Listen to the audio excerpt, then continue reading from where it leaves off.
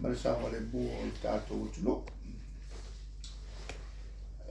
Taua le tūlea on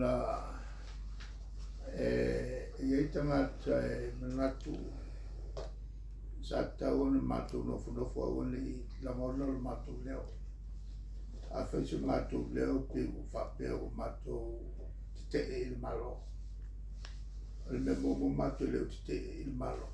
E whapea ona mātou te il malo kako malo a fale kongu mea e o ki mai kako ala wele mate la mai le bilion kala sa folfola e mai e le se mato folfolanga al folfolanga al malo voi si fe mai il committee le e a fo e koe waku kāru sanga koe ngofo ma kilo po angi me maua ke e ngai I a kāru sanga le tapipi. Whaipula le tapipi. Mato te leo te ena se miliona. Oi ngā le vale ngā ke e se miliona o me maua fua. E lea ia se tangata e solfu mai. Ngā ke le fia maua ngi me maua fua. O le la e mātu mana lako. Ia lango le malo. Lango ia folfolanga sa whai. Au mai loa mātou tupe sa tu folfolea mai. Wa tupe le ntou tupe. O tou o le malo. O lo tupla I mai. Whafoe le malo. O le tau te whafoea ia tupe le tunu. Tu pe fo ia matou tu malo. O le awala tu na fongai e te tong. O le tulanga na e lua ia mata uputa ue o te fietara noi. O le whaonga o le ese minister cabinet. O lona power minister. En na te awea ai ia business uma whaingamaranga ia tongi pau mai saina.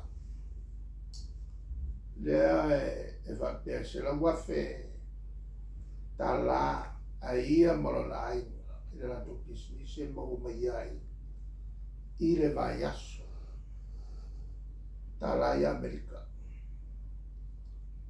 Lono wenga a li liu fa Samoa I tātou tā la.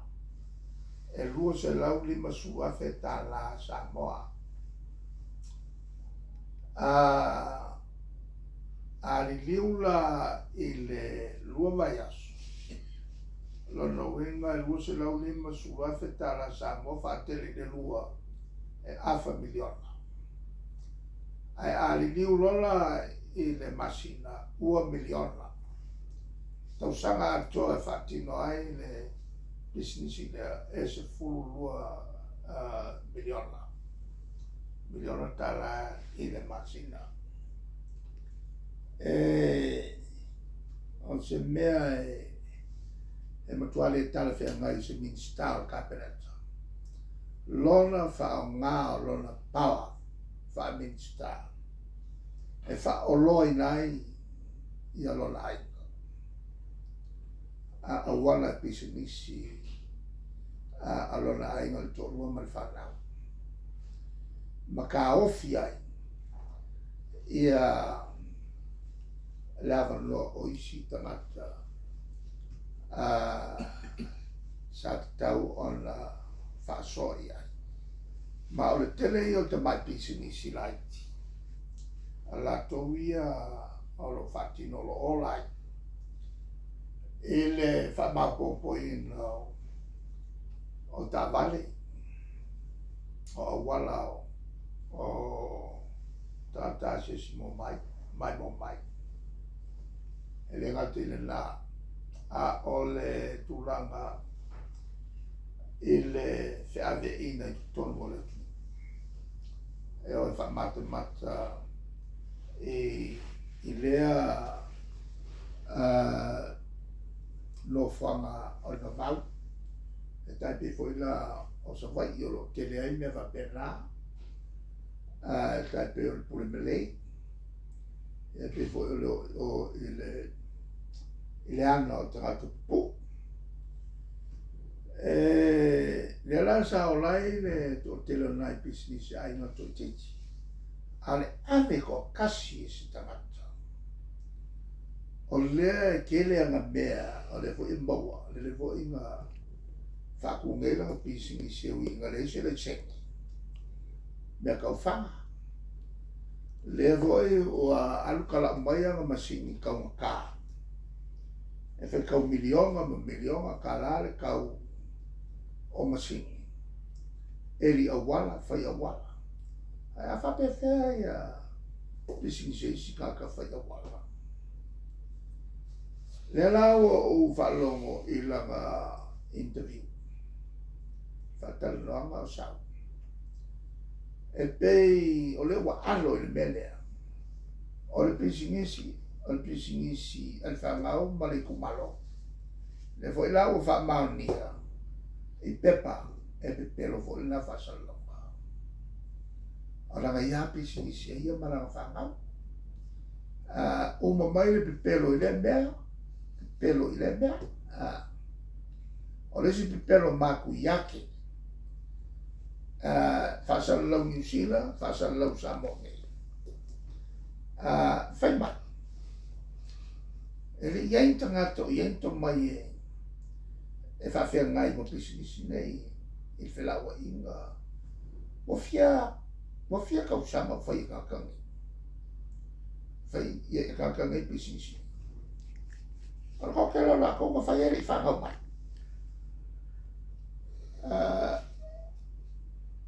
Ko kere foi no fai me ia fa popo. Ara ya oma. Ele ave mo tanto fengado. A ole mangaku le wanga umia.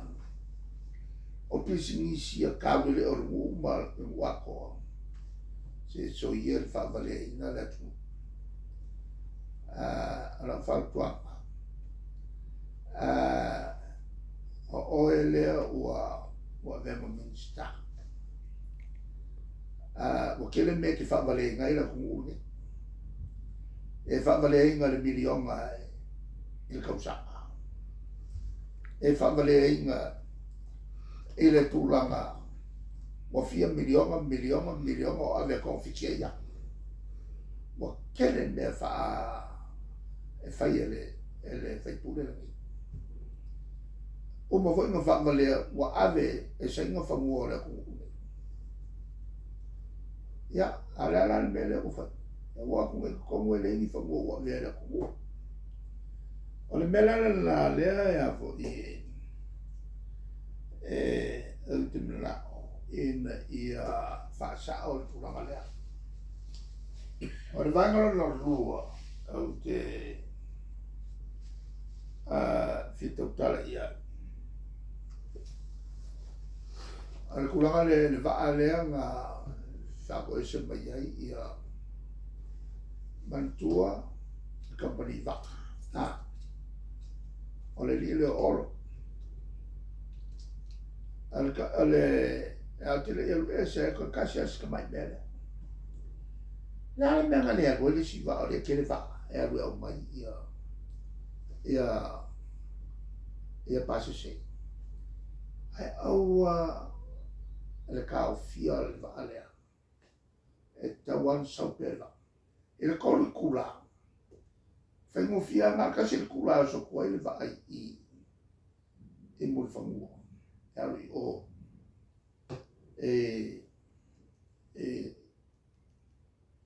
sane longa. A whaiwhau le i e wakwa le vai i alu so i le lua kula. Ale o mar kolu kula le whakaria. E sanga le a gosi si la. Ai au al fala de lave e o tatou tangata. Ai mai se o ka kukaka. O le kokele, le ia la kukava. Ia le wa mai ne o le nkava. E nga ngau mai au sa inga ia. O la ku la kukava.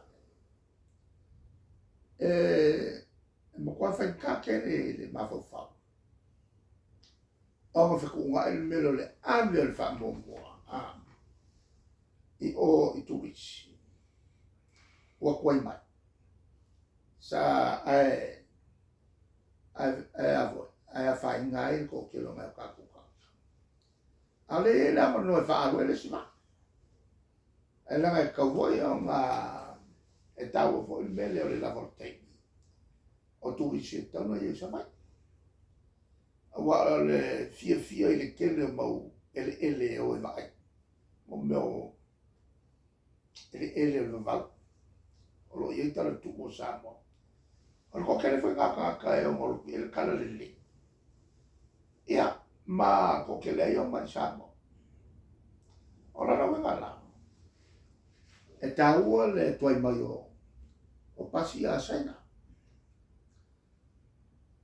E sa taua o la roku sisila. Ale la fa awa ngase ia mo tatuta. E maka ngā le mea. Lawa ia le mua nganga ho i. E whai eisi. E ngā mo meo kupu e whakari ia tangata alo tele. Mo meo tangata e le taugia.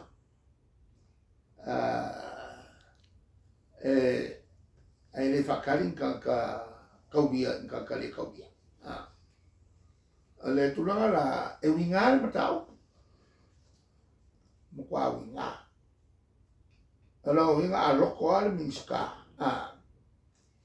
E kwai, o whakingo se wha moe moe. Por kwai aku i mo meo kalinga malo i e whai. E leise meo ia ilanga mo meo kamona se kau whakakari i kupu. O le mako whengale sa whai e marma lama le eisi e me ma lau. Ia awange i whakarikanga. O le kaimia o le kaimi. And time waits for no one. O le kaimia o le kaimi. Mako whenga whaamaele nga whakaoko. Lai marma lama i e fie me. A o le kaimi o le alama le mea kau whai. O le whakari. A whai o se whaafe. Ia mua i o le pārapia ma le kāpenata. Awa nge whakari kaka. Ia ako kangaka ua kumai o. E whakalofa whawhilo e kaka. E leo le mua kaka e whakari. A le maenga longa lua. A whai o saminga al malo ai ko yaku ya. O le pārapia ngaka i. Male fai fe au. Ka lor kai mea maka. Aluanga le avo i le ia se me sky fai lau. Ma kofianga se fai alo. Ai awalama nge i whakari kaka. Ka u kele le ia le tualalo lea. O se kualalo. I le malo ia fie me. Ia wana toi tupu se me whapea muli whainga whawai. Sa tatu whaia. Whainga whawai le chapipi. Ai ku ia ngā mea e se whako whainga whawai. La ko whainga whawai e kupu e mei. Kupu e mei o whakari o kaka. Whakari o kaka fia i kura whakari. O li kura no lua o le mele ka walele.